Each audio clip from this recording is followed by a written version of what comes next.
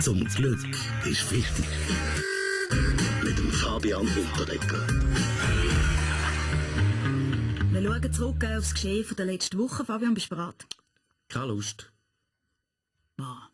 Du musst. Keine Lust. Das darf nur der Bundesrat Ueli Maurer sagen. In diesem Land. Also reden wir über den Guy Parmelin. Der übernimmt ja seine Armee, oder? Also Ueli Maurer seine, Roger Köppel. Was wird neu unter dem neuen Chef vom VBS? Parmelin reimt sich nicht zufällig aufs französische Wort «Wein». Um was geht's? Neu verteilt man an die Soldaten in der Pause neben den trockenen Gutzli und dem Hundefutter auch kleine Weinfläschchen. Die Zwischenverpflegung Zwipf wird so neu zum Schwips. Punkt. Die Änderungen, die freuen unsere Rekruten sicher. Mich auch, ehrlich. So.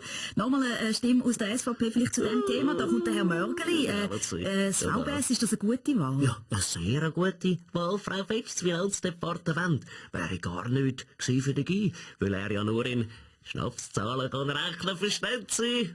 Ist das Loch? Gibt es eigentlich schwierige und einfache Departemente?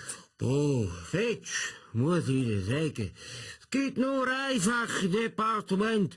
Warum müsste man im Bundesrat Stellen kürzen? Ich habe schon 1848 im Bundesrat Ulrich Ochselbein gesagt, dass der Bundesrat ein Zeichen ist. Ein Bloch würde lange. Gehen wir doch nochmal zurück zum Parmelin und dem VBS. Wer von Ihnen würde das Departement selber gerne übernehmen? Vielleicht Sie, Simon Ammann? Ja, dann würde es endlich Uniformen in XXXS geben. Gibt es noch andere Kandidaten, Stefan Eicher? Ja, meine Armeereform würde anders aussehen. Die Soldaten schlafen in hanfzwarmen Hängematten, und ich habe im türkischen Honig sauber eingelegt. Und der einzige Sackbefehl wäre ein gelismeter, wollig beissend juckender Hodenwärmer für den Winter. Themawechsel. Diese Woche rausgekommen, Google-Statistik 2015. Und was sehen wir da? Von den Schweizer Prominenten ist der Stan Wawrinka am häufigsten gegoogelt worden. Roger Federer überrascht, enttäuscht. Nein, ich meine, klar, oder? Nach dem Sieg beim Davis Cup vor einem Jahr hat sich die ganze Welt gefragt, oder?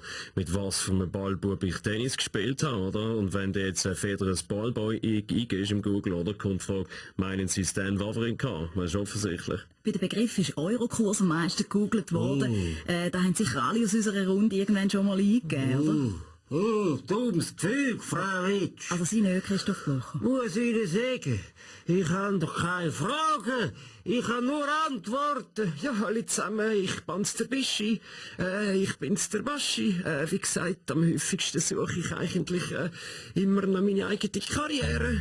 Zum Glück ist wichtig.